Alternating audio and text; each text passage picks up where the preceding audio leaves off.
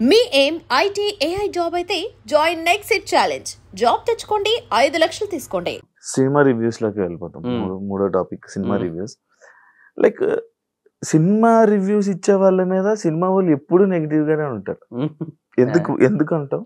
అంటే some times positive ఉంటారు, but most of the times negative ఉంటారు. ఎందుకు రీజన్?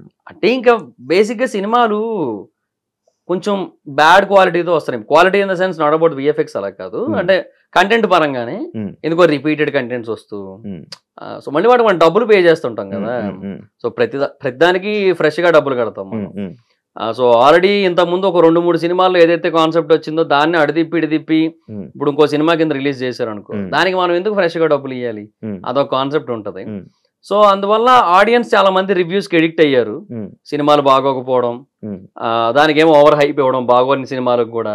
తర్వాత ఇంక ఈ ఓటీటీ కల్చరు, తర్వాత piracy, ticket rates, popcorn rates, చాలా రీజన్స్ ఉన్నాయిలే పీపుల్ రివ్యూస్ కి ఎడిక్ట్ అవ్వడానికి. సో వాటి వల్ల ఏమవుతుందంటే అసలు ఈ సినిమాకి ఏమాత్రం సంబంధం లేని ఒక వ్యక్తి, ఒక ర్యాండమ్ పర్సన్ సినిమా తాలూకుగా కలెక్షన్స్ డిసైడ్ చేస్తున్నట్టే కదా. అట్లీస్ట్ ఒక 2% or 3%. అది కూడా ఎందుకు అనేది. మళ్ళీ దీనివల్ల ఏమవుతుంది, ఈ టాక్ విన్నోళ్ళు వేరే వాళ్ళతో షేర్ చేయొచ్చు.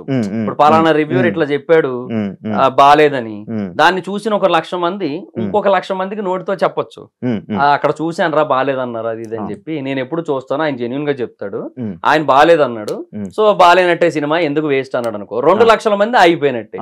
2,00,000 × 200 కలిసి 4 కోట్లు కదా, అయిపోయినట్టేగా. లైక్ అంటే ఇదే ఇప్పుడు సినిమా వాళ్ళు ఎంతో కష్టపడి ఒక సినిమా తీస్తారు. మీరు ఆ స్టోరీని కానీ లేకపోతే అందులో మ్యాటర్ ఏంటి అనేది చెప్పి ఒక రివ్యూ వెంటనే తీసి అదే మార్నింగ్ పెట్టేస్తే ఇబ్బంది కదా. నేనైతే స్టోరీ చెప్పను, ఏ రివ్యూలోని స్టోరీ చెప్పను అసలు. చెప్పేవాళ్ళు చాలా మంది ఉన్నారు. మరి దాని మీద ఎప్పుడు ఎందుకు చెయ్యలేవు? నువ్వు ఎప్పుడు చెప్పలేదు అంటే ఒకసారి రివ్యూర్ గా నువ్వు సపోర్ట్ చేస్తున్నట్ట? లేదు, నేను ఎప్పుడు స్టోరీ నా దాంట్లో ఏ రోజు రివ్యూలు ఉండదు. ఫస్ట్ హాఫ్ ఇలా ఇంటర్వెల్, సెకండ్ హాఫ్, క్లైమాక్స్, ఈ ఆస్పెక్ట్స్ ఉంటాయి తప్ప ఏ రోజు నేను స్టోరీ ప్లాట్, బేసిక్ ప్లాట్ కూడా రివీల్ చేయను. నేను ఈ రోజు ట్రైలర్ లో ఏదైనా కనబడితే దాన్ని బట్టి చెప్తాను అంతే, ఎందుకంటే అది ఆల్రెడీ అందరూ చూసుంటారు కాబట్టి అంతే. కానీ ఆడియన్స్ ఆపేస్తున్నారు కదా మీరు. ఆపేయడం అంటే ఇప్పుడు అదే అంటున్నా, బేసిక్గా ఒక సినిమా బాగున్నా బాగోకపోయినా చూద్దామని ఆల్రెడీ డిసైడ్ అయ్యి ఉన్నట్టయితే ఎవరు రివ్యూస్ ఏం చెప్పినా నో యూస్ వెళ్ళిపోతారు దానికి. ఒక సినిమా బాగుంది అని టాక్ వస్తే వెళ్దాము, లేదంటే లేదు, ఇప్పటి వరకు రిలీజ్ అయిన టీజర్ ట్రైలర్ చూస్తుంటే అంతంత మాత్రంగానే ఉంది అని అనిపించినట్టయితే అప్పుడు రివ్యూస్ కోసం వెయిట్ చేస్తారు. అప్పుడు రివ్యూస్ ఇంపాక్ట్ ఎక్కువ ఉంటది. బాగుందంటే వెళ్తారు, బాగాలేదంటే వెళ్ళరు. కొన్ని సినిమాలు ఉంటాయి అసలు ఎంత మంచి టాక్ వచ్చినా కూడా వెళ్ళొద్దని డిసైడ్ అవుతారు, అదంతే. ఇంకా ఇప్పుడు ఫర్ ఎగ్జాంపుల్ కొన్ని సినిమాలకి ఇప్పుడు జనరల్ గా ఇప్పుడు రివ్యూస్ లో ఒక 2 lakh వ్యూస్ 3 lakh వ్యూస్ వచ్చిన కొన్ని సినిమాలకి బాగుంది అని టాక్ వచ్చినప్పుడు కలెక్షన్స్ ఒక 50 కోట్లు దాటి ఉండొచ్చు. కొన్ని సినిమాలకి బాగుంది అని టాక్ వచ్చినప్పటికీ, అంతే వ్యూస్ వచ్చినప్పటికీ కూడా రివ్యూస్ లో కలెక్షన్స్ 5 కోట్లే ఉండొచ్చు, అంతే ఉంటది. ఇప్పుడు ఫర్ ఎగ్జాంపుల్ చాలా సినిమాలు ఉంటాయి. పృథ్వీరాజ్ సుకుమారన్ గారిది ఆడు జీవితం సినిమా వచ్చింది, దానికి మంచి టాకే వచ్చింది మన దగ్గర. అంటే కొంచెం లాగ్ అయిందనే ఫీల్ వచ్చినప్పటికీ కూడా ఆ కాన్సెప్ట్ ని చాలా అప్రిషియేట్ చేశారు, ఆయన డెడికేషన్ అప్రిషియేట్ చేశారు. బట్ మన దగ్గర ఏం రాలేదు, దానికి కలెక్షన్స్ ఏమంతా లేవు. అట్లా కొన్నిటికి వస్తాయి, కొన్నిటికి రావు. కొత్త లోకాకి వచ్చాయి, ఆడు జీవితంకి రాలేదు. ఎందుకు రాలేదంటే ఏమో చెప్పలేము. దానికి దీనికి సిమిలర్ టాకే వచ్చింది దగ్గరగా. ఎంత సంపాదించావు యూట్యూబ్ ఛానల్?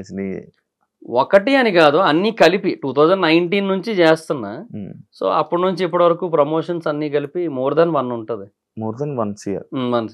1 year యూట్యూబ్ నుంచి. అంటే జబర్దస్త్ నుంచి ఏం రాలేదు పెద్ద. ఎంత ఇచ్చేవాళ్ళు అప్పుడు? అందరూ 1000 రూపాయలే.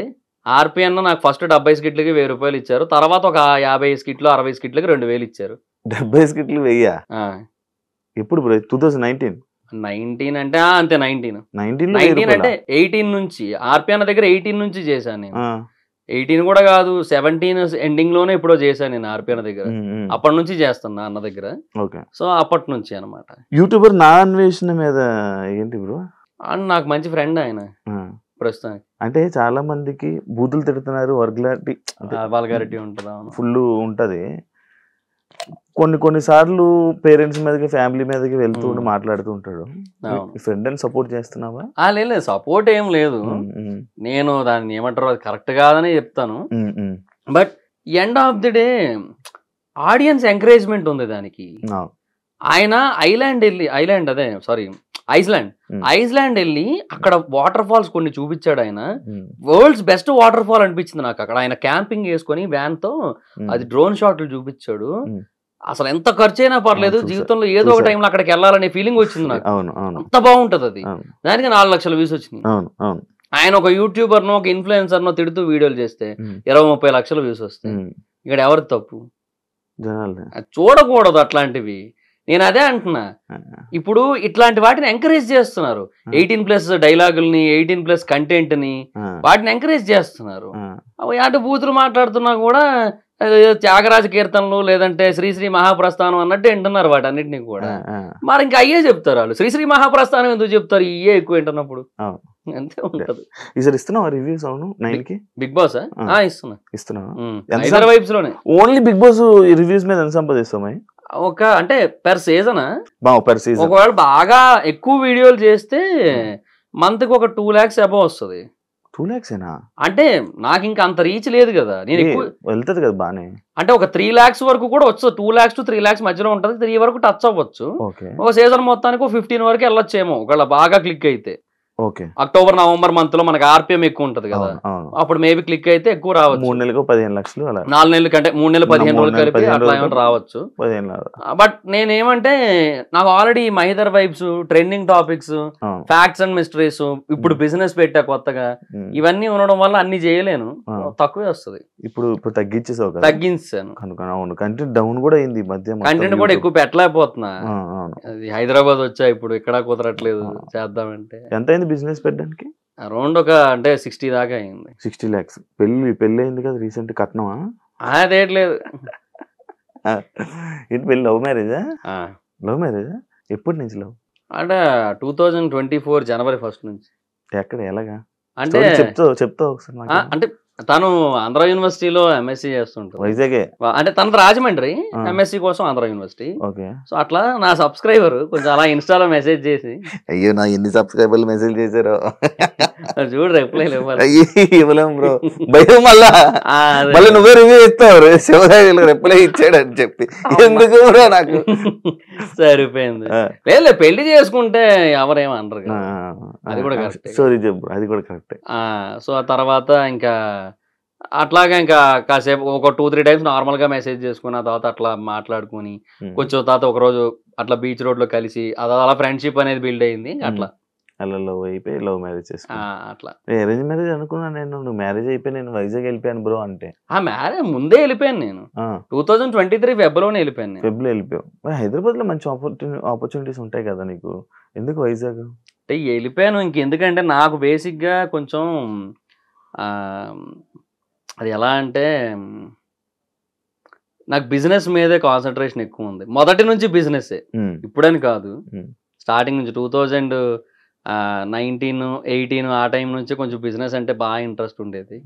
సో ఎప్పటికైనా బిజినెస్ పెట్టాలని ఉంది. కొంత ఇన్వెస్ట్మెంట్ ఎలాగో గ్యాదర్ అయ్యింది. సో ఓకేలే అని చెప్పి ఇంకా అలా చేద్దాం అనుకున్నా. హోమ్ టౌన్ అయితే బెటర్ కదా కొంచెం అని ఒకటి. రెండోది ఏంటంటే ఇంకా మూవీ రివ్యూస్ ఎక్కడి నుంచి అయినా చేసుకోవచ్చు కదా. పైగా ఇప్పుడు 1 AM షోలు అక్కడే పడుతున్నాయి, కొంచెం అదొక అడ్వాంటేజ్ కూడా ఉంది కదా. సరే ఇంకా బెటర్లే అని చెప్పి ఇంకా అటే వెళ్ళాను. వైజాగ్ సొంత ఊరు కదా, అంతే. ఇక్కడికి రావట్లే ఇప్పుడు, అప్పుడప్పుడు వస్తున్నా అంతే, చాలా రేర్ గా. And for more videos, please subscribe to iDream. Please subscribe to iDream. Please subscribe iDream. And please subscribe to iDream. For more videos, subscribe to iDream. please like, share and subscribe to the channel. Congratulations, iDream. Subscribe to iDream. Subscribe to iDream. So subscribe to iDream Media. iDream ki iDream team andarki huge congratulations. Please subscribe iDream Media. Please subscribe to iDream. Subscribe iDream. Please subscribe to iDream. iDream అంటే నా కళల channel subscribe చేసుకున్న నోరు తిరుగుతలేదు, మీరైతే గంట గుర్తు కొట్టండి. For more such videos, please subscribe to iDream. Subscribe to iDream. Please subscribe to iDream. Please subscribe iDream Media. Please do subscribe to iDream. Please subscribe to iDream Media. For best entertainment and information, please subscribe iDream. And don't forget to subscribe to iDream.